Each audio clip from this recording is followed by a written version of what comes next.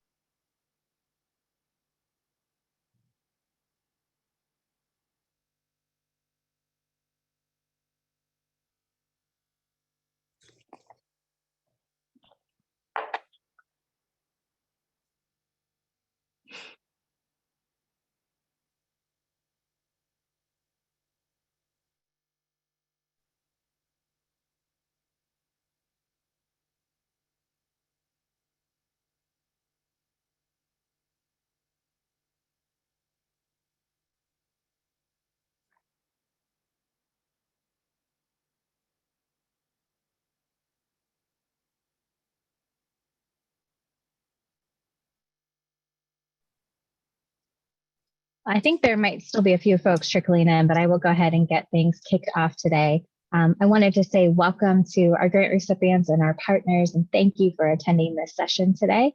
My name is Megan Meadows, and I serve as the Director of the Division of Energy Assistance here in the Office of Community Services, or OCS. We are very thankful that you've all joined us today as the first day in World Water Week. Here at OCS, we work to reduce poverty, increase opportunity and economic security for individuals and families, and revitalize communities. Our social service and community development programs work in a variety of ways to improve the lives of many. And as we all know, families and communities cannot thrive without basic necessities, having access to safe and affordable water being one of the most essential. During today's webinar, we'll have a discussion about progress made to date in water affordability from varying perspectives, and important next steps for moving closer to affordable and accessible water and wastewater for everyone. Today's webinar is being recorded, and we'll post that online on OCS's World Water Week website at a later date. We'll also add a link to the website in the Q&A box for your reference. After today's speakers finish their presentation, we'll have a moderated question and answer session, and I encourage you all to please post your questions in the Q&A box throughout the presentation. And while we may not get to every question today, we will review all of the questions and determine if we need to issue any supplemental materials after today's event. Please use the Q&A box for all questions, and then use the chat box for any general comments or greetings. To begin today's discussion, I'd like to introduce our moderator for today, and Mary Watts. Mary is the Policy, Data, and Evaluation Branch Chief for the Low Income Household Water Assistance Program. Mary, can you take it over? Great, thank you so much, Megan, and welcome everyone, and happy World Water Week. So today we will learn about innovative and creative solutions to water affordabilities and how utilities can cover the cost of providing drinking water and wastewater services to households across the country. You're going to see two very different perspectives, from an urban perspective and from a more rural perspective. And then we also will have OCS staff member providing an overview of some of the results from our water affordability survey that was conducted. Currently, there is no national data source on water and wastewater arrearages, disconnections, and other fees. So we launched a survey in order to collect information directly from utilities to better understand the scope of water and wastewater debt in America. So thank you all for being with us. I now have the pleasure to pass the presentation along to Gary Brown, who is the Director of Detroit Water and Wastewater Department. Thank you so much, Gary. Take it away. No, thank you so much, Mary, and thank all the folks over at ACF and HHS for this opportunity. I first want to start out by saying that, you know, we all have California and the West Coast in our thoughts and prayers. We know they're going through a rough time right now. You know, before I get into the presentation, I just want to put a little perspective around the city of Detroit and what it was going through 10 years ago. So first of all, when I took over DWC a little bit more than 10 years ago, there were probably about 50,000 people that were on the shutoff list. About 40,000 of them actually shut off. The United Nations was in the city of Detroit protesting, rightfully so. The only tool being used for collection was a shut off, and it wasn't working. It wasn't effective at all. It was inhumane. And we stopped it as soon as we took over DWSD. And it was the only tool, as I said, and they were only collecting about 70% of what they were billing. And so the tool, it wasn't even working as a tool. The first thing we did is we set up a blue ribbon panel. And I invited water utility experts from around the country. We flew them into Detroit. And for months, we did a seminar with water advocates, trying to get their recommendations on a solution. And at the end of the day, we came up with what was called a blue ribbon panel report. They all signed off on it. And we couldn't implement it all at one time, but we implemented it as we could. Secondly, we had to upgrade our billing system. You can't implement a system that I'm going to describe without an upgraded billing system. And so it took more than a year to do that. We also had to do a cost of service analysis, and that showed that we had to move several $1 million from the sewer side to the water side. And that in and of itself had a modest decrease for residential customers. So that was good. And then we implement what what's described in the industry as an inclining block rate. And again, that was something helped residential customers a lot. Program up and running, you want to get the bill as low as possible so that you have a big effect with your Lifeline program that we're going to describe. We couldn't put an income-based program into play right off the bat, so we put what's commonly known as a water residential assistance program. And it was, while it was better than nothing, it wasn't very effective. Something that we don't do in Detroit is we don't put residential accounts on the tax rolls. It's an efficient way to collect, but it would exacerbate the foreclosure in Detroit, and we just don't do it. We don't also allow landlords to use utilities as an eviction tool. We don't allow landlords to call the water department and shut off someone's water because they want them evicted. We let our tenants put water in their names, and the landlords keep the water in their name. We don't place debt on credit ratings. We don't affect negatively someone's credit rating because of their water debt. All right, let me get into the program. Those were some things that we did before the program got up and running. Here's a quick overview of it. Last summer, DWSD launched a new income-based water affordability plan. It was developed based on research and feedback, as I described, from water affordability experts and advocates who say water burden should be 1.8% of average household income. So in other words, if a customer is paying more than 1.8% of their average income, that's a burden on that family, and we try to keep their water bill at 1.8%. The program offers qualifying customers a fixed monthly bill with a water conservation component and erases past debt for good. The program is funded by regional, state, and federal dollars. We must follow the eligibility and administrative requirements of each one of those governmental entities. Customers' names must be on the DWSD water account. It can't be a resident or someone else's name like a landlord. It has to be the customer. And the customer must have a functioning meter. We go in and make sure that the meter is operating before the program is up and running. Next slide, please.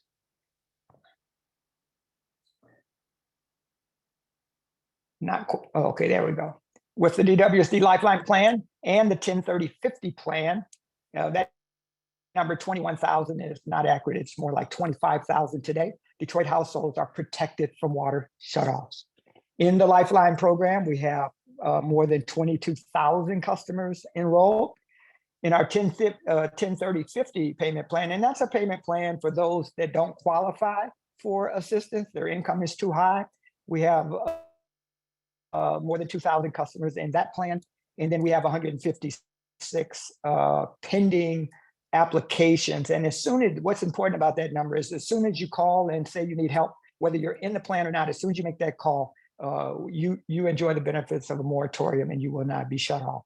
So total today, we have just under 25,000 customers that are protected from shutoff from either the Lifeline plan or what's called 1030/50 plan. Next slide, please. The DWSD Lifeline plan is Detroit's new water affordability program. Once enrolled, here are the benefits. You get water shutoff protection. You have your past due balance erased upon enrollment. You receive an affordable fixed bill based on household income and size, and get up to 1,125 gallons of indoor water usage per household member per month. You're also eligible for minor plumbing repairs for high water users. You certainly can't have an average bill if you have water leaks. So we go in and make the plumbing repairs at our cost. Next slide. DWSD Lifeline plan provides 3 tiers based on household income. We have 190,000, just under 200,000 accounts. We can't look at each individual account holder's income. And so we put them in tiers. And the first tier is 135% federal poverty level, and that bill is $18.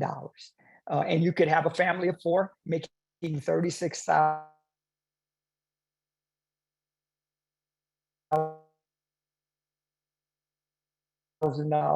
Almost 30 sewer drainage charge of $18, and 86% of the 25,000 customers are enrolled in that tier. The second tier is $43. It is your income can be a little higher, 136 to 150% federal poverty level, and there's only 4% in that category.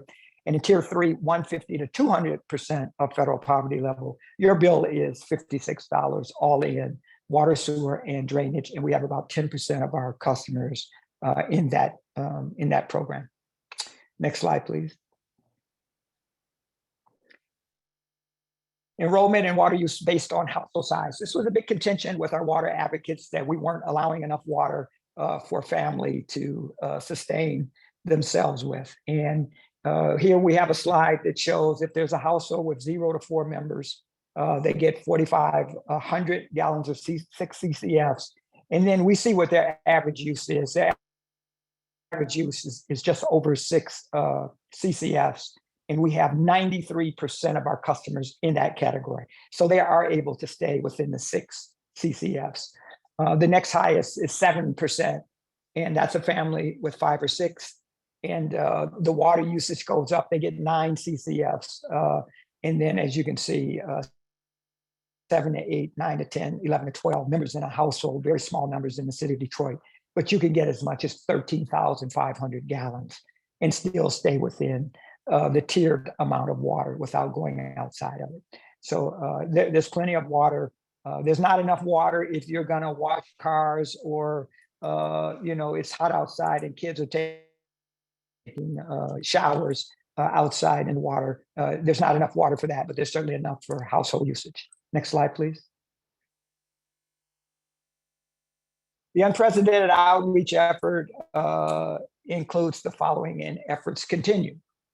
This is really unique. I don't know of another utility that's done this, but we door knocked 49,000, almost 50,000 likely eligible households. We went out, knocked on their door with an iPad or a tablet, and we went to homes that were in delinquent status and living in low income census tract, and we registered people right on their front porch. It's how we got to 25,000 in just over a year's time. We held 10 in-person Lifeline plan enrollment fairs with at least one in each city council district in the city of Detroit. We attended or presented at 220 community meetings and resource fairs hosted by block clubs, neighborhood associations, schools, nonprofits, the mayor, city council, district managers, and county commissioners and state officials. Anybody that will let us come to their meeting, we went out and pitched this program. We did over 60 news stories, and we paid for advertisement and social media, streaming services, and radio. Next slide. Yeah, this is just a picture of showing you all of the homes that we went out and did door knocking. DWC. We went to just under 50,000 likely income households, and that's what it looks like on a map in the city of Detroit.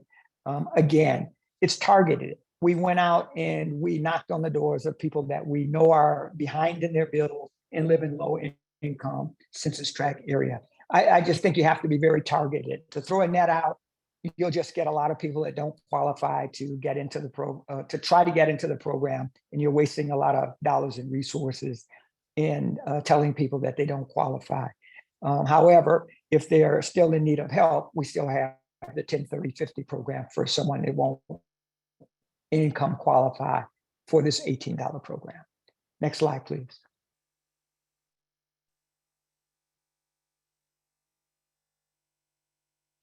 All right, how do we pay for it? Lifeline and the affordability programs, must address 3 buckets of need. This is very important, and I think it takes all 3 buckets of money or things to be addressed to make a successful program. You can't leave any of them out. The first one is we pay off the arrears, and it didn't matter how much they were. They could be $20,000, whatever they are. We pay the arrears off, and we give them a fresh start. Secondly, there's an amount of money between the $18 that we ask them to pay and what their bill is. Gap, you have to have dollars available in order to pay the gap.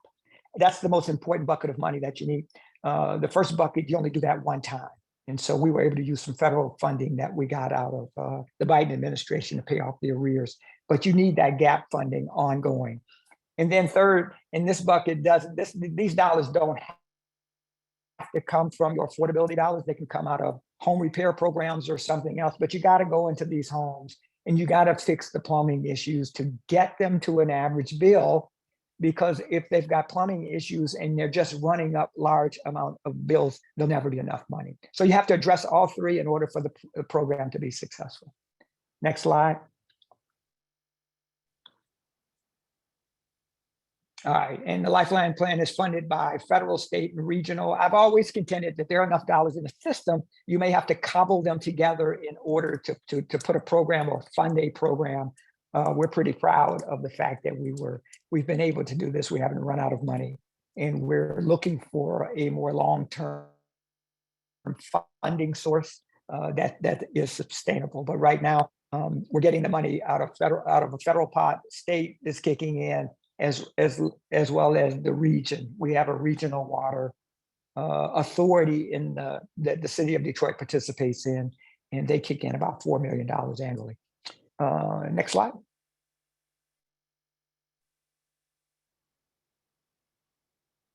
All right, we're getting towards the end. Cost of service study necessary. I talked about that earlier. You need a cost of service study.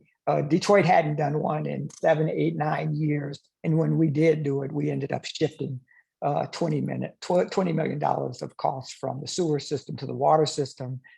And that reduced our customers' bills very, very modestly. And then we created the inclining block rate, which again lowered rates for basic water use for the average household that uses 4,500 gallons. If you stay within those parameters, you have an $18 bill, and the higher rates. I think there might be one more slide. Next slide. All right, that's it. That's our contact information. Be glad to answer any questions at the end. And now I'm going to turn it over to my friend Ramon, who's going to talk about what's happening in rural areas of the country.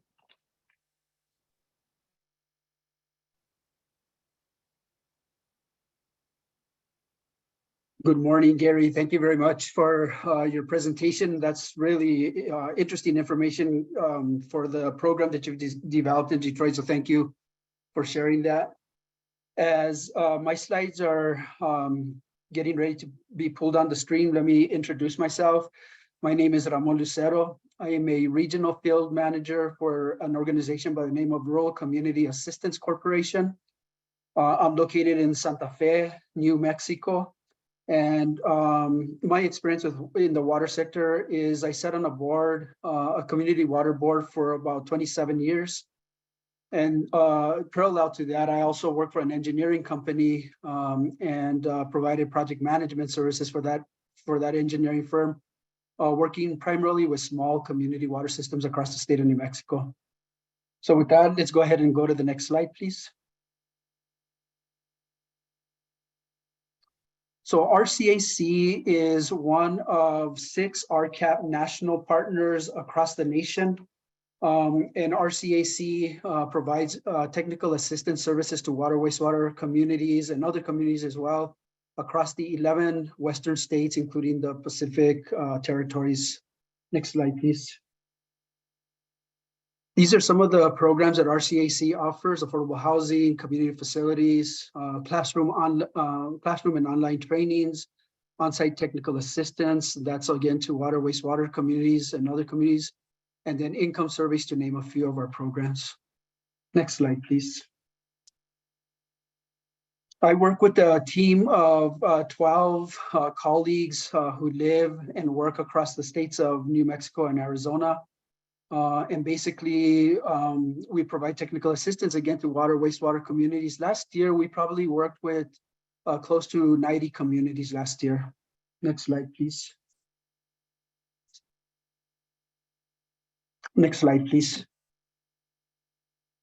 So when I was asked to talk a little bit about water affordability and access to funding, or affordable funding, I looked up the definition in several websites, and according to the Internet of Water, you can see that water affordability refers to the ability of an individual household to pay for basic water needs without undue hardship, and that's kind of what Gary was just talking about. And then for drinking water affordability refers to a drinking water system's efforts to provide reasonably priced water to the community while still receiving revenue to maintain water systems operations. And this definition was also very similar in AWWA and other kind of water sectors, businesses across the country as well.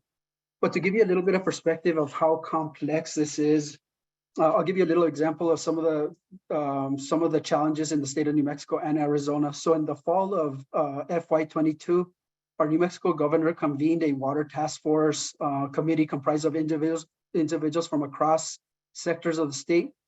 And they identified 5 major challenges for community water systems which impact the ability for affordable water. One of them was capacity. And so when they were thinking about capacity, it was technical, what we call technical, managerial, and financial capacity within the context of these very small utilities, which I'll talk a little bit more about here in a second.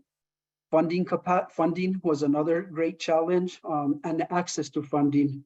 A third one was the lack of science, data, and planning to make informal or informed decisions. And then the last one was community engagement, vulnerable boards. So the majority of utilities, the board members that run the utilities in the state of New Mexico and Arizona, the majority of them are volunteers and aging.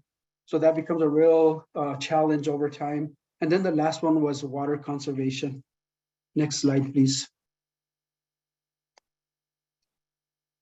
So EPA developed the following affordability analysis and divided them into 5 categories.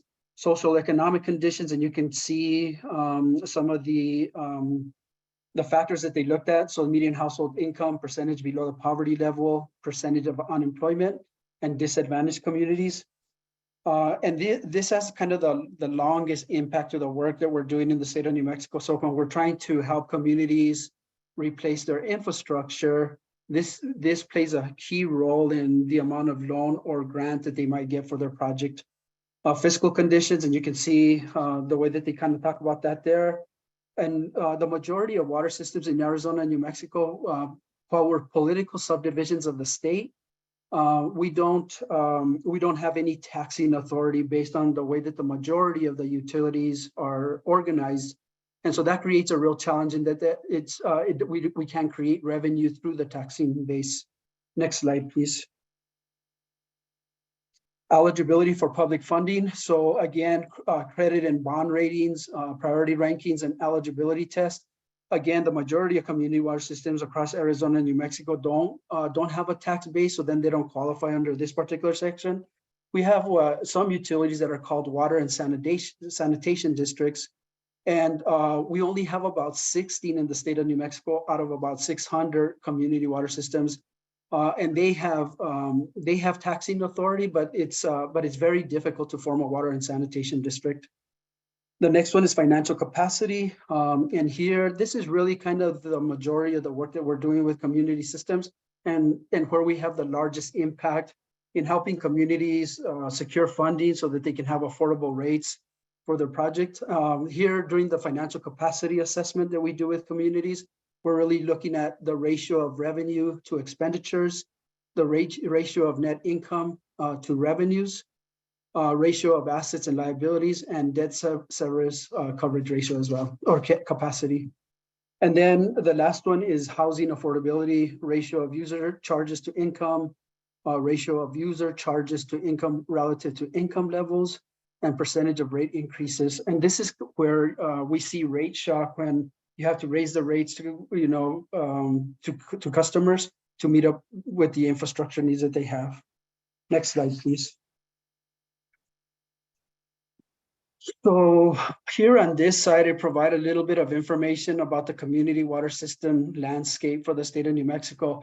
And it's very similar in the state of Arizona. Now, different from what Gary was just deciding or just sharing with us.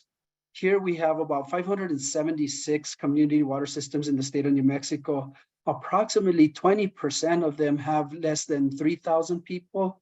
And then 67% of them have less than 500 people.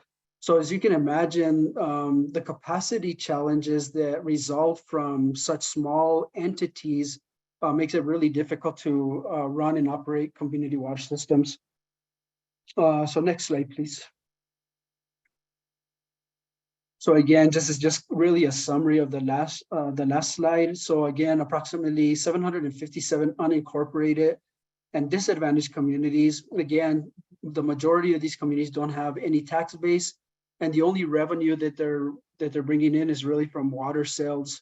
So, and then we have a very small customer base. So then the revenue that we're bringing in from water sales again isn't very much. So it has to go a long way to do a lot of different things.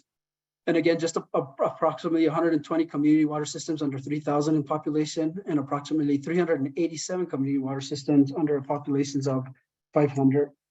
And one of the interesting things about this is that over the years in the state of New Mexico, small water systems have really kind of been decentralized from state government, and while they're political subdivisions of the state, all of the regulatory compliance requirements and funding requirements have really been pushed out to the communities, and it becomes their responsibility to really keep track of staying in regulatory compliance and kind of doing that with volunteer boards. And then when it comes to funding for infrastructure needs, funding programs are really complex, and it's really a challenge for community water systems to kind of maneuver through all of that. And so that becomes a real challenge. That's where organizations like myself then really help a lot, because then we're the liaison, if you will, between the regulatory agencies, the funding programs, and the small communities. And we really help them maneuver through all of those things. So next slide, please. So one of the interesting things about how we really help communities with water accessibility or accessibility to funding and water affordability, it's really through programs and policies.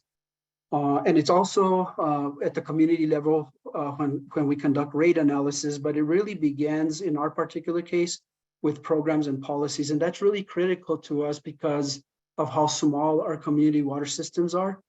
So here I listed, we're very blessed in the state of New Mexico to have lots of different funding programs. And as you can see here, like all states, we have the Drinking Water State Revolving Fund, which is for water, as you know, the Clean Water State Revolving Loan Fund, which is for wastewater projects, CDBG, or the Capital Development Block Grant, the Water Trust Board, Colonia's Infrastructure Fund, Tribal Infrastructure Fund, Capital Outlay Appropriations, and congressional, and more recently, congressional direct spending. Next slide, please. Now, under the Drinking Water State Revolving Loan Fund,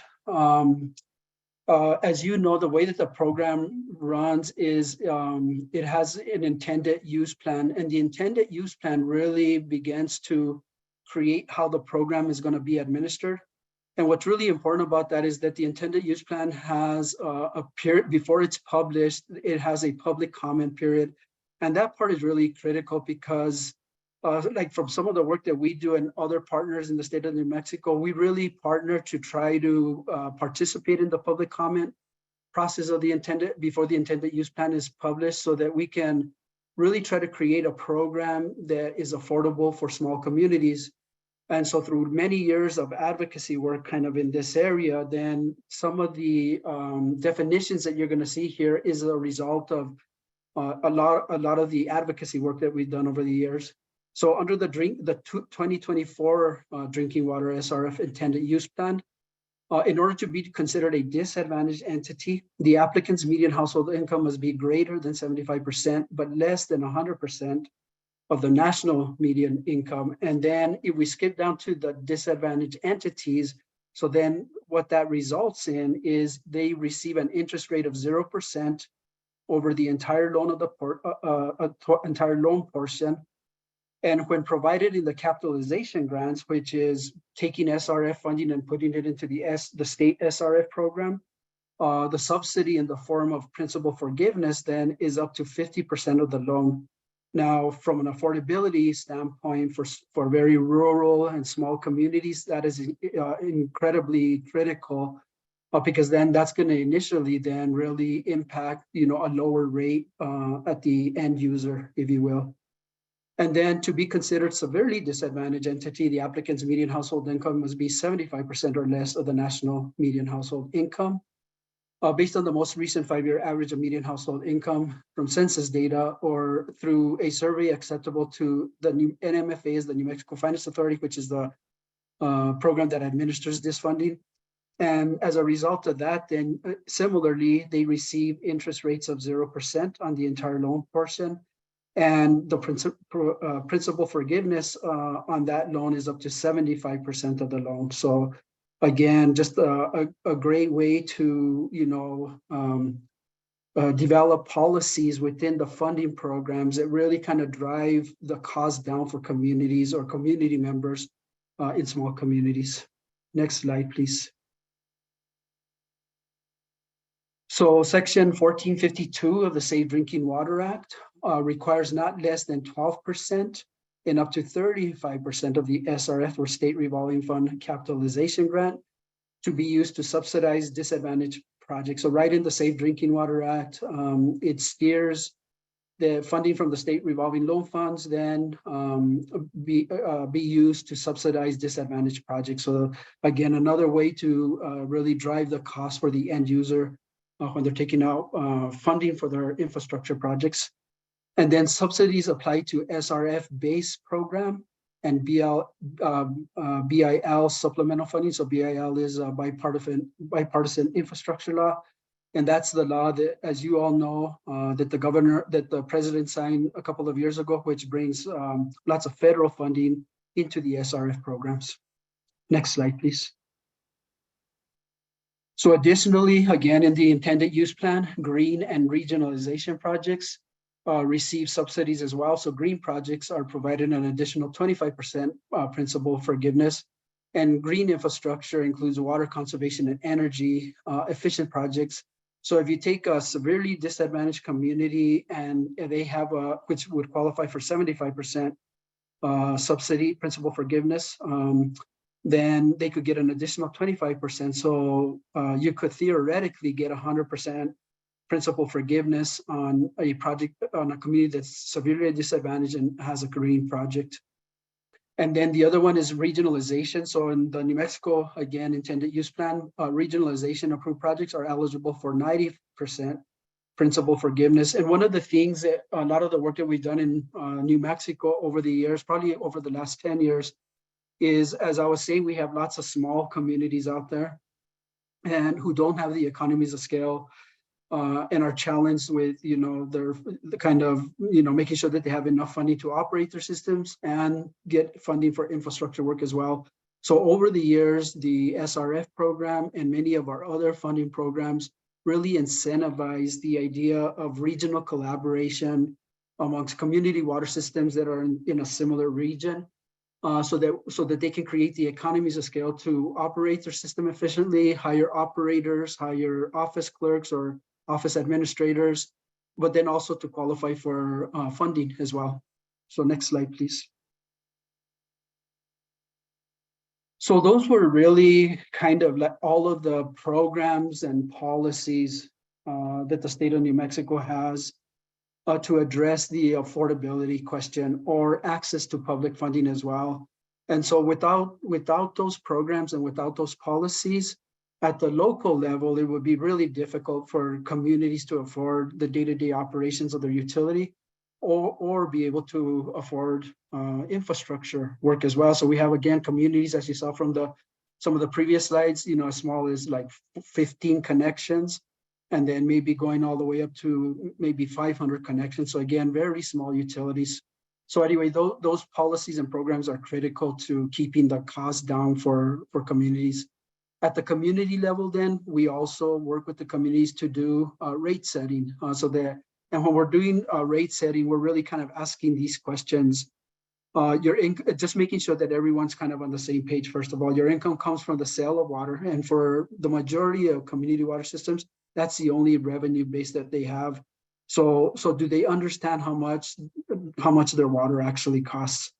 The second question, how many of you think your water rates cover all the utility expenses? So oftentimes communities will kind of just think about covering the expenses like the electrical costs, maybe the cost of the operator, but oftentimes they're not thinking about like reserves for future infrastructure needs or just long-term operation and maintenance.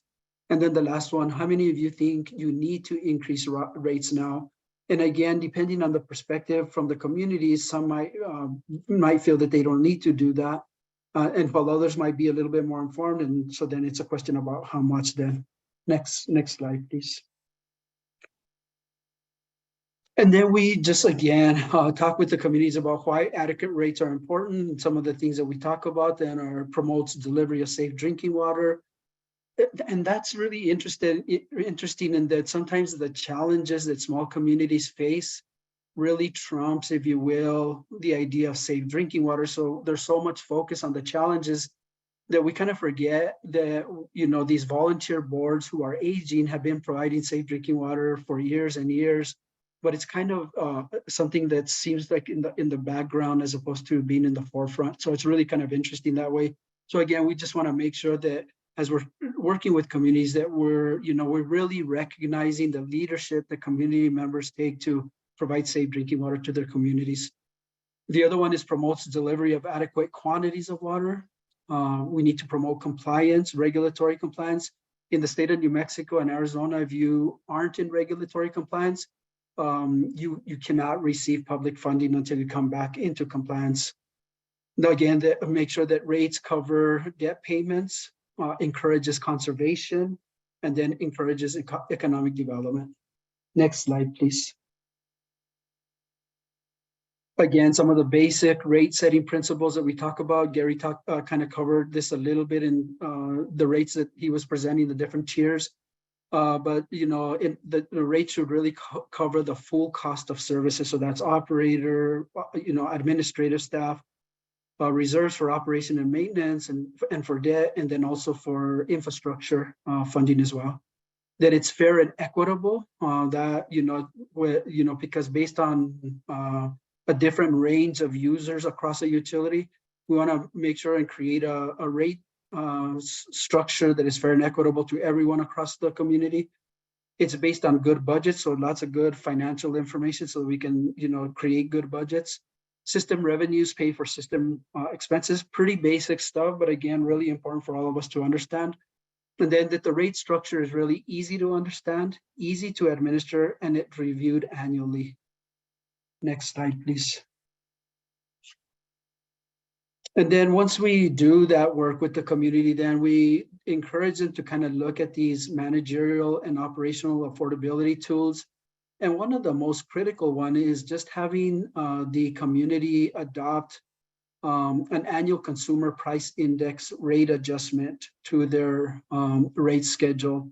And this really kind of avoids rate shock, if you will, right? So if the community has, through resolution, an adjustment based on the consumer price index, then they can adjust the rates by 3%, let's say, every year. So that instead of waiting for 5 years and then having to do a rate adjustment, by having the annual consumer price index rate adjustment, you slowly increase the rate based on based on cost of services going up or inflation. And so then it really prevents kind of rate shock if you wait several years to kind of implement a new rate schedule.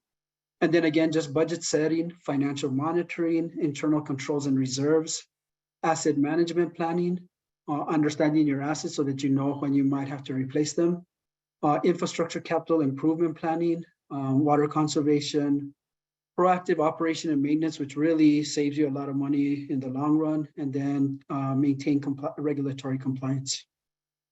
Next slide, please.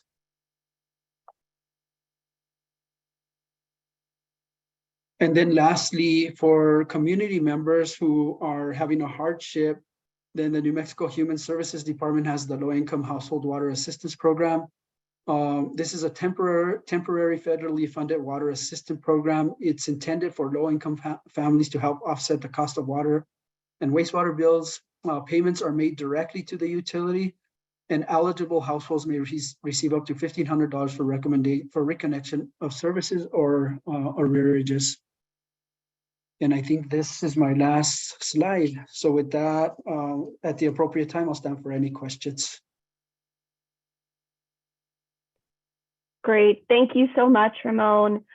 We will be doing some questions at the end, but now we're going to shift gears a little bit, and I'm going to introduce Gwen Donnelly. She is our LIHWAP research fellow that we have in our office, and she's going to talk about our Water Affordability Utility Survey that we released this year and give some key findings and an overview of some of that survey. Gwen, I'll let you take it over. Thank you so much, Mary. I appreciate it. And while we're hanging on for the slides to come up, I'd just like to thank everybody for being here. And also a huge thank you to Gary Brown and also Ramon Lucero for their fascinating presentations, which I think provided a really wonderful segue into this presentation of our Water Utility Affordability Survey. We're very excited to share some of the things that we've learned from the survey. And as Mary said, my name is Gwen Donnelly and I'm a fellow with the LIHWAP team. Next slide. The primary purpose of our survey was to collect information for LIHWAP grant recipients to learn more about the financial burdens that households and water utilities in their areas are facing so that they can best reach areas in need of assistance with water and wastewater debt and access. And we sought to collect information directly from utilities to better understand the scope of water and wastewater debt, because there's currently no national data source on water and wastewater arrears. So that's money passed due to utilities, disconnections, and other fees. And the findings from this work are primarily intended for LIHWAP grant recipients, but we believe that this work will be of interest to other water affordability stakeholders. Next slide. The survey was developed through multiple iterations. So we began with key concepts mentioned on the previous slide, so disconnections, arrears, fees, and then insights from stakeholders who've contacted or worked with our team, including LIHWAP grant recipients. And many members of our internal and contracting teams have content expertise, having worked with utilities or water boards extensively, and they also provided guidance. We piloted our survey with 2 water utilities and made revisions based on their feedback. Next slide. So here's a timeline of survey development and dissemination. Survey development began in late fall 2022.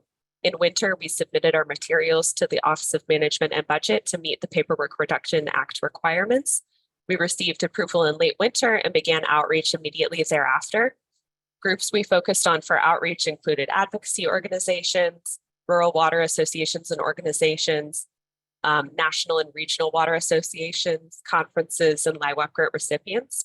And we did 2 data polls, one in April and then one at the beginning of July after the survey closed. And from then we've been cleaning and analyzing our data. Next slide. So after removing duplicates, test responses, and other invalid responses, we had a final data set of 1,882 responses, and these came from all but 1 state. We also received responses from 12 tribally owned utilities and 1 territory. Regions 4 and 8 had the most survey responses. Next slide. 2 of the items collected on the survey were utility size and ownership type. And utility sizes range from very small with a population served of 500 or fewer to very large with populations over 100,000. And over half of the survey responses came from small or very small utilities. Most of the respondents were public utilities, some were private, and a few were a combination of publicly and privately owned or tribally owned and operated. And for some quick definitions, publicly owned utilities may be owned by governments, nonprofits, or cooperatives. Private utilities are investor or corporation owned. Public-private organizations may own and operate. Public-private ownership structures may involve a combination of public ownership and private operation with shared costs and responsibilities. And then lastly, tribes and tribal organizations may own and operate their own utilities. For a couple of additional definitions, public water systems, as opposed to publicly owned utilities, are systems that provide drinking water to an average of 25 connections for at least 60 days a year. And nationally, 88% of the population is served by publicly owned water systems and 12% by private. And there's a report from University of North Carolina that notes that 33 of 52 states, including DC and Puerto Rico, have more public than private water systems. So just to provide some context. Next slide. We also collected information on some utility characteristics that we thought might be related to rates, disconnections, fees, or arrears.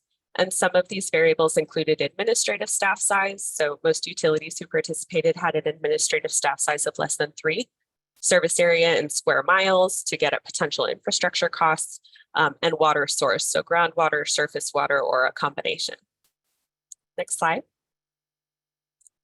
The average number of residential connections per utility in the survey was 14,046 with a median of 1,148, a minimum of 4, so very, very small water system, and a maximum of 1,900,000. And we merged our survey files with the USDA Economic Research Services rural urban commuting area codes to get rural or urban designations for each participating utility based on the zip code of the utility's address. And 68% of our participating utilities were urban and 32% were rural.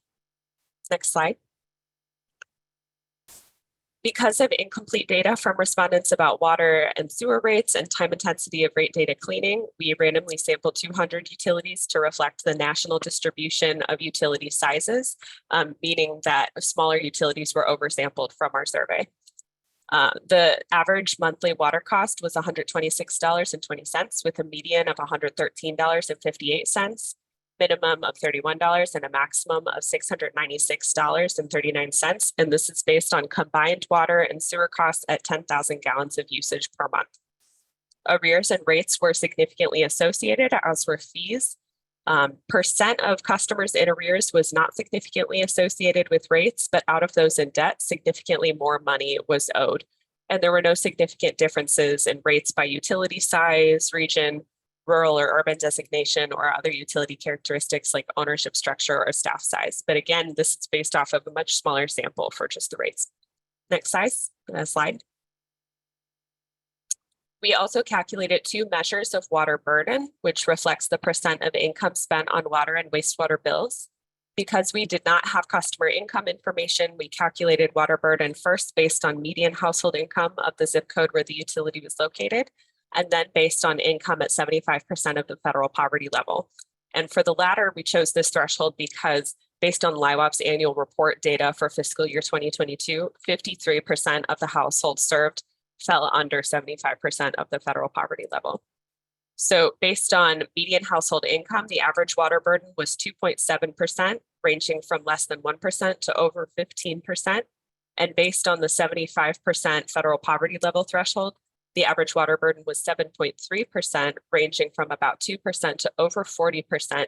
And here I'd just like to echo back to Gary Brown's presentation, which highlighted that water burden should be falling under about 1.8%. Unsurprisingly, water burden was significantly associated with the percent of the population under 150% of the federal poverty level, and this was true of both water burden measures. Next slide. On average, 16.2% of residential connections at utilities received a notice of disconnection due to non-payment in 2022 alone. The percent notified of disconnection was significantly different across utility sizes using analysis of covariance. All sizes had significantly higher percentages notified of disconnection when compared to very small utilities. So again, that's under 500 connections. Also relevant is that 81% of utilities did not have a disconnection moratorium in 2022 and 19% did. This significantly varied by utility size. At very large utilities, so urban regionalized utilities, almost 44% had a moratorium at some point in 2022. Next slide. You'll notice that compared to percent notified of disconnection, which varied considerably by utility size, the percent of customers that were actually disconnected was much more consistent across the utility sizes. And poverty rate by zip code of the utility's primary address was a much more significant predictor of percent disconnected, although the effect size was still quite small. Next slide. Moving on to arrears, which again is money that is past due to the utility. 20% of residential customers fell behind on their bills at some point in 2022, and there were no significant differences in percent of customers in arrears by utility size or by rural or urban designation. Next slide. But there were, however, significant differences in the average amount of debt per customer based on utility size. While the overall average amount of debt was $285, the average among very large utilities was $508.79, compared to debts in the $200 to $300 range for other utility sizes. And additionally, as I'll describe later, debts among customers at tribally owned utilities were much higher than others. Next slide. Some other key differences in average arrears included subgroup analysis by service provided. So at sewer-only utilities, average arrears were $446.98, and 79% of those sewer-only utilities were urban, compared to 64% of utilities that provided both water and sewer. And one theory here is that urban sewer-only utilities have a higher volume of population and treatment needed. Next slide. We asked questions about fees to get a better sense of customers' costs in addition to rates. Fees are often used to cover essential infrastructure and maintenance needs of the utilities. And as I'll share in some qualitative content later, having rates that were adequate to cover infrastructure was a challenge for many utilities. Most utilities charged late fees and reconnection or disconnection fees. 38% charged other fees like lien fees, legal fees, or notice fees. And LIHWAP funds, I'll note, can be used to cover both water bills and fees. Next slide. As mentioned earlier, very large utilities had significantly higher average arrears than smaller utilities, but they did not have higher rates of disconnection. Additionally, there were no significant differences in water burden between rural and urban utilities, and the lack of higher disconnection rates in light of higher arrears could point to variation in shutoff policies at larger versus smaller utilities, and highlights the importance of LIHWAP payments for rate reduction in cases where customers may be disconnected for smaller amounts of overall debt. Next slide.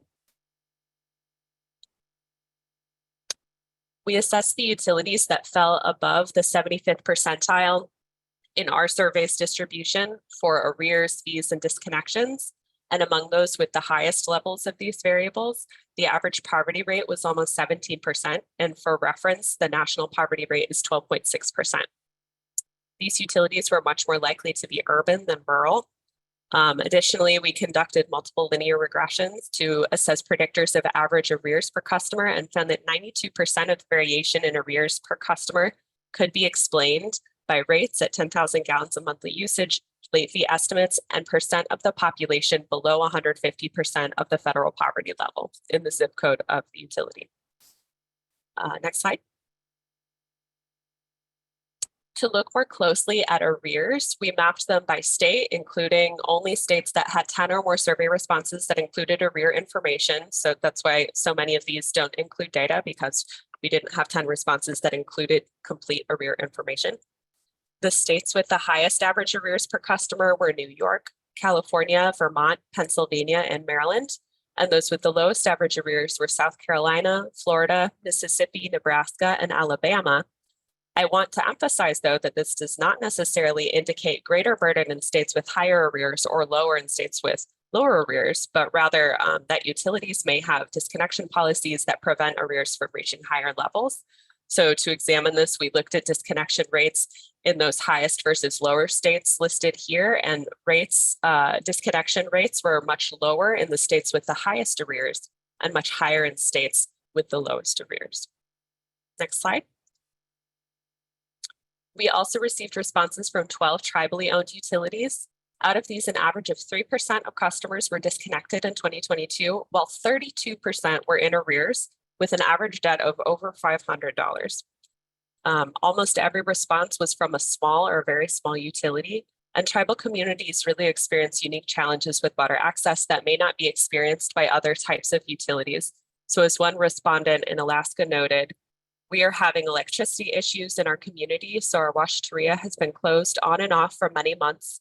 This means we have no safe water source for our community. It is affecting our community in a terrible way. People are getting drinking water from creeks and river. Also, the washateria being closed means we have no way to keep clean. Next slide. We wanted to share some of the rich contextual information that survey respondents provided to us in their responses, and much of this information described challenges that utilities were having meeting their bottom line and ways in which utilities are working with customers that need assistance. Here are two examples. This first one is from Pennsylvania. We are a small sewer system that needs all our customers to pay their sewer fees in order to keep our sewer plant running. Any help that our residents receive is greatly appreciated by them and our municipality. And if you can pull up the next quote. From Minnesota, water and sewer is just as vital to a household as heat, and with flat rate fees, residents don't have much opportunity to reduce their charges. Assistance for water and sewer fees for low-income residents is very helpful to the families, but also to our system funding to keep providing quality services. Next slide. There are limitations to this work. First, we can't emphasize enough that this was a convenient sample and not a randomized sample. We had a very quick timeline and turnaround from survey development to our Paperwork Reduction Act submission and outreach, and we heavily targeted rural and small water utilities and associations. And again, our primary purpose here was to rapidly provide information and assistance to LIHWAP grant recipients, and this should not be seen as a nationally representative sample, but as a starting point for a broader conversation around water affordability and more comprehensive data collection. And this work was also cross-sectional, meaning collected at one point in time and not at multiple points over time for the same reasons that I just described. Next slide. I'd like to end with some notable intersections and complexities from this work and key takeaways for LIHWAP grant recipients. So first, lower average arrears does not necessarily mean lower actual burden for households. Households may have relatively low arrears, but their water service has been disconnected. Next, rural and urban areas seem to face distinct challenges. Urban areas often have high arrears and customers in debt. Rural utilities had lower numbers of utilities with disconnection moratoria and may have different disconnection policies. Tribal utilities do not have higher rates of disconnection than other utilities in our sample, but they had much higher amounts of debt owed per customer and proportions of households that were in arrears. Next slide. And this highlights some key things for our team and for our grant recipients. First is the importance of rate reductions, as seen in cases where households may have pretty low arrears, but they've already been disconnected from water. So if they're going to be disconnected again for $20 or $30 or $40 of debt, then it's very important to reduce those future bills to ensure that the water can stay on. There's also the importance of flexibility and minimum and maximum benefit amounts, or eliminating those thresholds. Some arrears are very low, but customers have been disconnected, and then other arrears are extremely high, and a partial payment will not bring the household out of water debt. The qualitative information from respondents also emphasized the burden on utilities, especially with sanitation and infrastructure costs, particularly when not all of the connections can pay their bills. And finally, even with a smaller sample here, rates are so different across the country that it can be hard to draw conclusions from subsets. And it seems that rates are driven by much more than utility characteristics like size and geographic area. And finally, we have the importance of LIHWAP payments for fees in addition to bills. There was a strong correlation between arrears and fees, and LIHWAP does allow and encourage payments for fees. Next slide. For our next steps, today we're releasing a survey fact sheet that contains much of the information that you've seen now, and Q3 reporting data will be available on our LIHWAP data dashboard very soon. We will also be providing targeted assistance and training for grant recipients, including recommendations related to fee coverage and paying larger benefit amounts for those with smaller arrears to help cover areas with high rates of disconnection. Before the end of this fiscal year, we'll be releasing a full survey report that describes our methodology and results in detail. And lastly, every day this week, the Office of Community Services will be sharing resources related to water access and affordability. Next slide. So I'd like to thank you all for coming, to our LIHWAP grant recipients and administrators. A huge thank you to all the utilities that participated in this survey and gave so much of their time. It's really, really valued. The water equity advocates and water utility associations that assisted so much with survey outreach and dissemination. And also to the LIHWAP and contractor teams for all of their hard work in outreach and data cleaning. And the last slide just has links to the resources referenced in this presentation. And now I will pass it back over to Mary Watts for a Q&A session. Great, thank you so much, Gwen. And if I can ask Gary and Ramon to come back on camera as well, so we can get started with the Q&A. And I know that was a lot of data and information that Gwen just shared with you. So we will be releasing more information, as Gwen mentioned. There's a one-pager being released today. There are a full report to come, as well as some work on our dashboard that will come later this fiscal year. But I think the thing that we can take away from all this data is that we've learned a lot, and we have more to learn in order to support low-income households in water and wastewater bill assistance. So I'm going to start with some of the Q&As that we received, as well as some of the pre-submitted questions. So the first one is for Gary, and we rephrased it a little bit from the question in the chat, but it seems like roughly 50% of the households you estimated to be eligible for the Lifeline plan are enrolled. Are you continuing outreach to households? Yes, every day. We continue our outreach program. We do it with internal personnel, as well as we hire outside contractors to go out and do outreach every single day. Great, thank you. And for Ramon, so some of just as a question about what types of demographics that represent in some of the smaller communities you talked about. Are most of the smaller communities Native American communities, or can you talk a little bit about the demographics of your communities? Yes, absolutely. Thank you, Mary. So of the 587 community water systems in the state of New Mexico, approximately 23 of them are tribal communities. Of those 23, 19 are pueblos, so just a slightly different governance between the tribes and the pueblos. And then the larger majority are then traditional Hispanic communities, particularly in the northern part of the state. And then, 4 or 5 big urban centers, the city of Albuquerque, Santa Fe, Las Cruces. But the majority of our population of our community water system.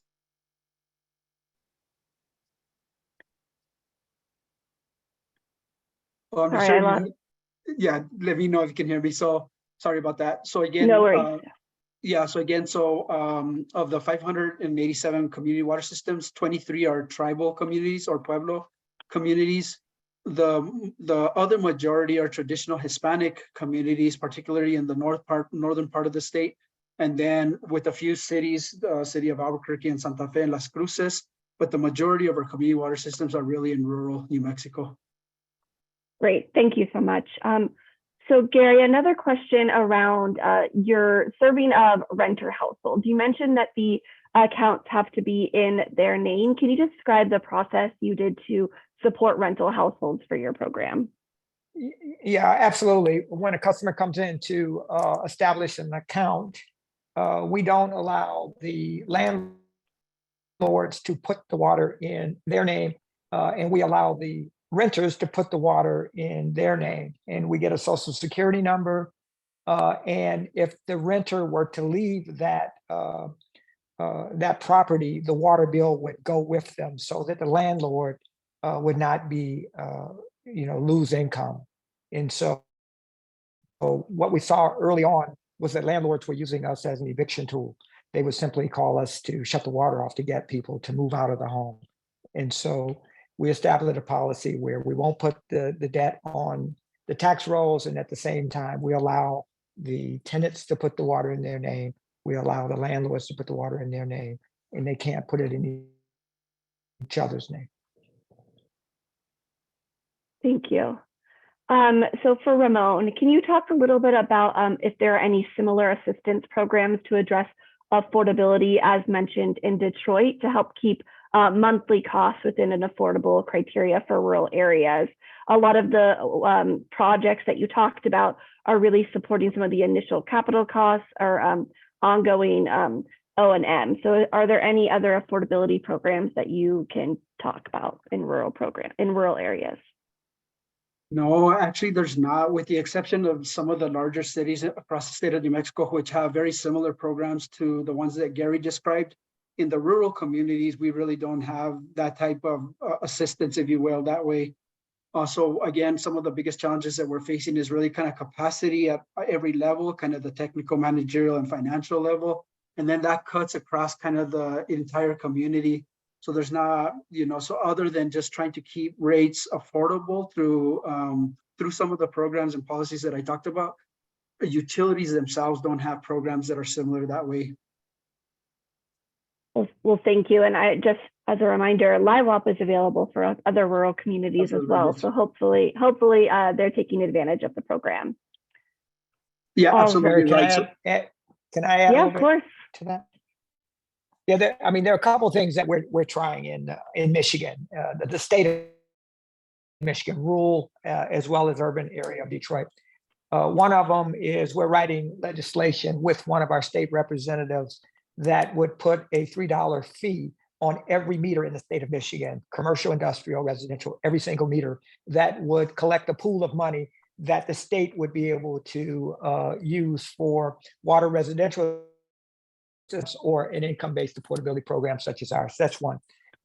Secondly, I have a meeting actually later this afternoon, and we're trying to ask the governor to get a waiver from Medicare to be able to, or Medicaid, to be able to pay water bills similar to how food is paid for in other states. It would be Michigan would be first in the nation to do that. Detroit would be a pilot program for the state of Michigan, and that too would create a funding source, because this can't come from rates. You'll as Ramon discussed in Detroit, I need $100 million a year, 100 million just to do lead service line replacement. That's $1 billion project. I can't pass that cost on in rates. And this bad debt that's generated from not collecting revenue from water bills only exacerbates the rate issues, because it gets passed in the next year's rates, and it hurts the very people that you're trying to help. And so the dollars have to come outside of the rate process. And those are two things that we think are unique, and we're excited to see if we can get them through government. Thank you. Those are both exciting endeavors to see happen. So a question kind of for both of you. You mentioned different things about the regional approach, I think, Gary, we talked about this on our prep call, but can you guys talk about what are some of the regional solutions to you see for water affordability in your different perspectives? And Ramon, we can start with you. Yeah, so for about 10 years, again, like I was saying earlier, many of our funding programs have really begun to incentivize regional collaboration with neighboring communities. So oftentimes we have communities that are within a region that are mostly along watersheds. And many times there's like 7 or 8 different utilities within a watershed. And some of their distribution lines are within feet of each other, across the road from each other many times.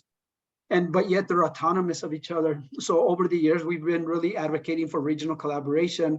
And just last year, through the legislation, we passed what's called the Regional Water System Resiliency Act, which really encourages small communities to collaborate with each other, actually start to work with each other so that they could enjoy or create the economies of scale that they need to run their utility.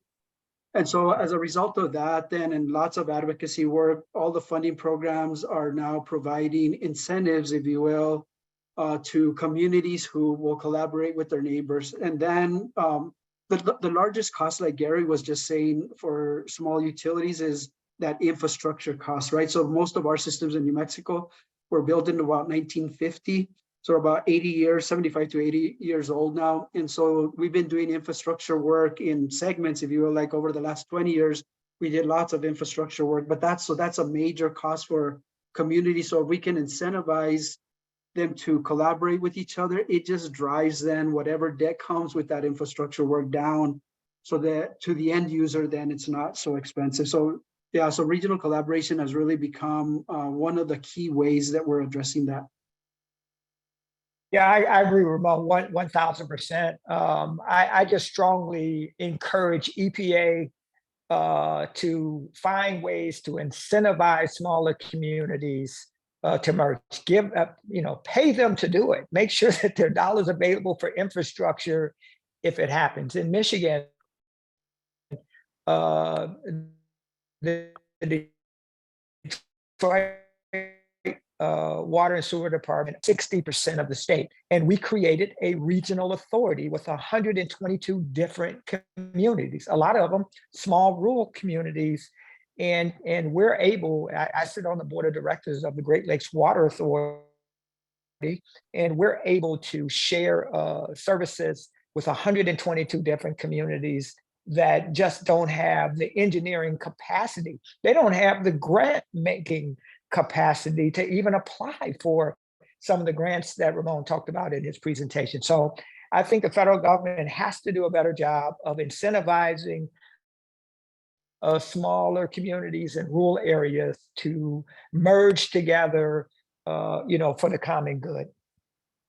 I think I'll use this time to do a little plug for our RCD program, which is one of the ways that some of Ramon's work is funded. But the Rural Community Development Program, it's a federal grant program that works with regional and tribal organizations to manage safe water systems. And they fund, RCD funds are used to provide training and technical assistance for those various reasons. So we know that there's a lot of, not as much capacity for some of these rural systems to be able to access into the grant funding and those things. So RCD is one way to take that and utilize some federal funding to do some of that work. So just wanted to make that plug.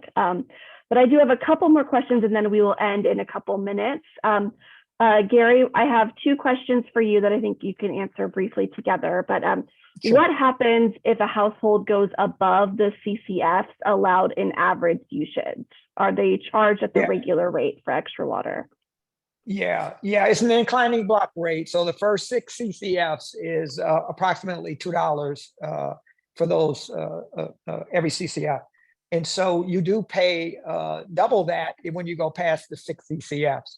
And so somebody that's at the $43 a month tier, and the average bill in Detroit is $80, a little bit higher than $80. They'd only be paying like $56 if they went to 10 CCFs. And so we have the data that shows most stay within the 6, but you can't actually, all of the dollars that we're using require some form of conservation component in the program. You can't give people water for $18 and then have an unlimited amount being used. It's not fair to the customers that are actually paying their bills. And one other question, Gary, how do you plan to keep the data on household size and household income up to date year to year? Yeah, it's challenging. And certainly the utility can't do it. And so we hire a community action agency that has social workers that works with all 25,000 people in our program. And they're responsible on a yearly basis to update employment data, household size, and things of that nature. So the utility can certainly collect the data on usage through meters, but it's a community action agency that has to do the social part by keeping up with household size and income. Great. And I have a couple of kind of other questions that are more internal OCS questions. One was asked about, I think from someone located in Pennsylvania around paying for current bills versus arrearages. And I could just kind of add a little context behind that. When LIHWAP was first started, it started, because of an emergency with the pandemic. And we were instructed to make sure that we are prioritizing those that had been disconnected or at risk of disconnection. And then as LIHWAP started to grow and funding became still available, we shifted also to include priority 3 for rate reduction in current bills. So some states started doing all 3 of those priorities at the beginning, and some states did the crisis mode first and are now working into that rate reduction piece. And as Gwen showed in our data, it's really clear to us that rate reduction is key to being able to have long-term stability and affordability. So we highly encourage all of our states to focus on rate reduction as LIHWAP continues. We do have one other question, and this is for Gwen, just around the data that you presented. You presented a lot of data and a lot of numbers. Can you explain the different ways that the data will be available for the public? Yes. So first today, we're sharing a fact sheet that has some of the key essential findings from the survey, most of which you've seen in the presentation today. In addition, this current presentation will be publicly available on the World Water Day site, and you can access information there. We'll also be publishing a much more extensive full survey report, which will include information on detailed background and methodology, more descriptive information that looks at the whole sample, as well as stratified by utility size, maps and other visualizations, detailed descriptions of fee structures from participating utilities, some predictive models, and also more qualitative findings organized into themes and sub-themes from our open-ended survey responses. And there's also a copy of the survey for reference in that report. So stay tuned in the coming weeks to see that, as well as key findings and data tables to be shared onto our LIHWAP data dashboard. And all of that will be made available to the public. Great, thank you. And we did have a few different questions about the continuation of the LIHWAP program. And as it currently stands, LIHWAP is a temporary program and does not have permanent authorization. There are still some states that still have funding available, and some states have already closed out their program. For those states that have funding available, the Office of Community Services did offer a extension through March 30th of 2024 to obligate all of those fundings to households, to make benefits available for households through that date. And so some states are taking advantage of that as well. I'm sure someone can drop in the chat the information, the action transmittal for that announcement. And the Office of Community Services committed to, making sure that we are still looking at all ways to address water affordability as we continue our RCD program and the research and work that LIHWAP is doing. So I think we got through most of the questions, and I apologize if we still have a couple left, but I wanted to end and thank Gary Brown and Ramon Lucero for their presentation today and their work in this field. It doesn't go unnoticed, and we're just really grateful that you guys are able to really look at serving low-income households across the country. All right, and with that, I just wanted to say thank you all for those joining today, and the audience. We really appreciate it, and we will make our recording available on our World Water Week website. And please look forward to checking out all the different information and events that are coming out the rest of the week. So thank you all. Have a good day. Thanks, everyone. Thanks.